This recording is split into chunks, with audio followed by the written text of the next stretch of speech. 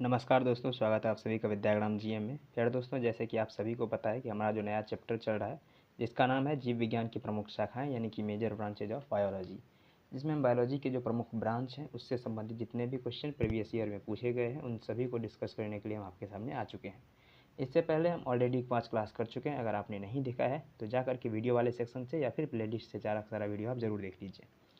आज हम चर्चा करने वाले हैं उसी तरह से छठा क्लास, जिसमें हम एमसीक्यू टाइप क्वेश्चन करने वाले हैं जो कि रेलवे के एग्जाम में किसी न किसी एग्जाम में पूछा जा चुका है। और कौन सा एग्जाम में कौन सा क्वेश्चन पूछा जा गया है किस तारीख को, वो भी आपको क्वेश्चन के नीचे ही देखने को मिल जाएगा। तो चलिए हम शुरू करते हैं। तो जो हमारा आज का पहला क्वेश्चन है वो है 21 नंबर, जीवाश्म के अध्ययन को क्या कहा जाता है। ये कि आरआरबी ग्रुप डी में पूछा गया क्वेश्चन 2018 में है कि जीवाश्म के अध्ययन को क्या कहा जाता है। तो जीवाश्म के अध्ययन को जीवाश्म विज्ञान कहा जाता है।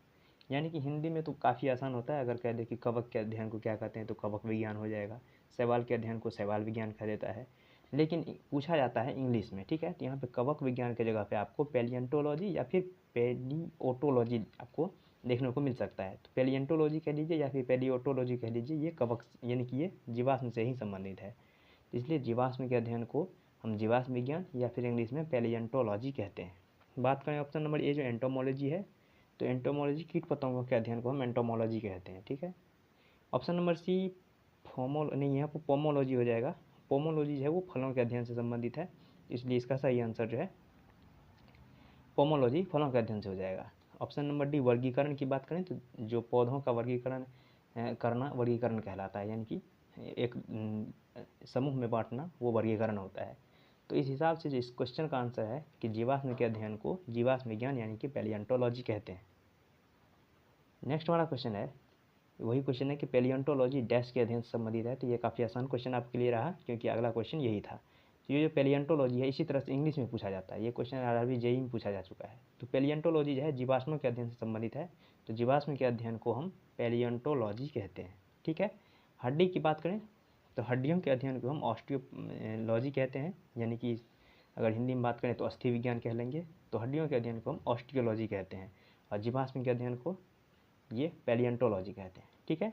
कहीं कहीं ये पेलियोटोलॉजी भी आपको देखने को लिए मिल सकता है, तो आपको ध्यान रखना है कि पैलियंटोलॉजी का है या फिर पेलियोटोलॉजी का है, बात एक ही है। नेक्स्ट क्वेश्चन कह रहा है कि पादप विज्ञान में किसका अध्ययन किया जाता है। तो पादप विज्ञान में तो पादप का ही अध्ययन किया जाएगा, यानी कि पादप विज्ञान यहाँ पे है, तो इसका सही आंसर हो जाएगा ऑप्शन नंबर बी, पौधों का अध्ययन किया जाता है। यानी कि पादप विज्ञान जैसे फाइटोलॉजी, अगर आपको क्वेश्चन में देखने को मिलेगा तो आपको इंग्लिश में फाइटोलॉजी मिलेगा। तो फाइटोलॉजी में किसका अध्ययन किया जाता है, तो पादपों का यानी कि पौधों का अध्ययन किया जाता है। जैसे मैंने कहा कि हिंदी में इसका काफ़ी आसान हो जाता है, जैसे पादप के अध्ययन को पादप विज्ञान कहते हैं, तो उसी तरह से लेकिन पूछा जाएगा इंग्लिश में कि पौधों का जो अध्ययन होता है वो किस में उसको पढ़ा जाता है, किस रूप में उसको जाना जाता है, तो वो हो जाएगा फाइटोलॉजी, ठीक है। तो आपको पादप विज्ञान से याद रखना है फाइटोलॉजी। तो फाइटोलॉजी में पौधों का अध्ययन किया जाता है। बात करें मानव शरीर रचना का, तो ये जो एनाटॉमी है वो मानव शरीर रचना से संबंधित है। मानव का मनोविज्ञान की बात करें तो ये साइकोलॉजी है, ठीक है। इसका सही आंसर पादप यानी कि पौधा हो जाएगा, जिसमें फाइटोलॉजी में जो है पौधों के अध्ययन को करते हैं। नेक्स्ट ये क्वेश्चन कह रहा है कि ऑन्कोलॉजी किस बीमारी के उपचार से जुड़ा हुआ क्वेश्चन है। तो ये काफ़ी आसान और लगभग सभी को आने वाला क्वेश्चन में से एक है। ये क्वेश्चन आरआरबी एनटीपीसी में पूछा गया था 2016 में। तो यहाँ कह रहा है कि ऑन्कोलॉजी किस बीमारी से जुड़ा हुआ था। ऑन्कोलॉजी जो है वो कैंसर से संबंधित है, जिसे कर्क रोग हिंदी में कहते हैं।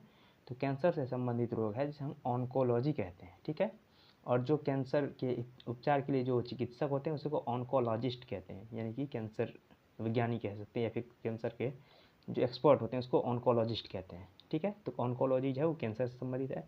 बात करें ऑप्शन ए तो अस्थि सुशीर्णता। तो अस्थि सुशीर्णता का मतलब हुआ जैसे इंग्लिश में ऑस्टियोपोरोसिस कहते हैं, यानी कि हड्डियों में जो छोटे छोटे छिद्र का हो जाना, ये अस्थि सुशीर्णता कहते हैं, यानी कि ऑस्टियोपोरोसिस कहते हैं। ये खास करके जो अधिक उम्र के लोगों में होता है, लेकिन अगर किसी कारण से कम उम्र के लोगों में भी अगर कैल्शियम का कमी हो जाए तो उसके हड्डी का कमज़ोर होना, उसके हड्डी में छोटे छोटे पोर्स हो जाना यानी कि छिद्र हो जाना, यह अस्थि सुशीर्णता कहलाता है, यानी कि ऑस्टियोपोरोसिस कहलाता है, ठीक है। वृक्क संबंधी विफलता की बात करें तो ये जो अगर वृक्क संबंधी विफलता होती है तो शरीर में जो है यूरिया का मात्रा बढ़ जाता है, जिसमें अलग से जो है डायलिसिस मशीन, जिसे हिंदी में अपोहन कहते हैं, उसके माध्यम से उसके शरीर से यानी कि रक्त को फिल्टर किया जाता है। ये काफ़ी ख़राब बीमारी में से एक है। तो ये हो जाएगा वृक्क संबंधी भी फैलता है। बात करें मधुमेह का, तो मधुमेह को जो है इंग्लिश में हम डायबिटीज़ कहते हैं। और डायबिटीज़ नाम सुनते ही आपने सबने इसके बारे में जाना होगा, इसके बारे में पढ़ा होगा, सुना होगा। तो इसके बारे में बताना एक तरह से समय ख़राब करना ही है, क्योंकि ये तो आप सभी को पता ही होगा। इसलिए इसका जो सही आंसर है कि ऑन्कोलॉजी संबंधित है वो कैंसर से। ठीक है। नेक्स्ट ये क्वेश्चन कह रहा है कि कवक विज्ञान क्या है। तो आपको यहाँ पे एक क्वेश्चन में ऐसे कवक विज्ञान नहीं मिलेगा, आपको लिखा है कि माइकोलॉजी क्या है। तो माइकोलॉजी में जो है कवकों का अध्ययन किया जाता है, और ये बैक्टीरिया कवक है नहीं, कुकुरमुत्ता एक कवक है। इसलिए इसका सही आंसर ऑप्शन नंबर बी हो जाएगा कि कुकुरमुत्ता एक कवक है। तो कवक के अध्ययन को कवक विज्ञान यानी कि माइकोलॉजी कहते हैं। ठीक है, ये वायरस नहीं हो जाएगा, और परजीवी यानी कि इसे पैरासाइट कहते हैं, ये नहीं होगा। और वायरस के अध्ययन को वायरोलॉजी कहते हैं। हिंदी में बात करें तो वायरस के अध्ययन को वायरस विज्ञान कह देंगे, लेकिन वहाँ पे इंग्लिश में ऑप्शन रहता है, तो इसलिए वायरस के अध्ययन को वायरोलॉजी कहते हैं। कुकुरमुत्ता एक कवक है और कवक के अध्ययन को माइकोलॉजी कहते हैं, यानी कि ये कवक विज्ञान जिसका इंग्लिश माइकोलॉजी होता है।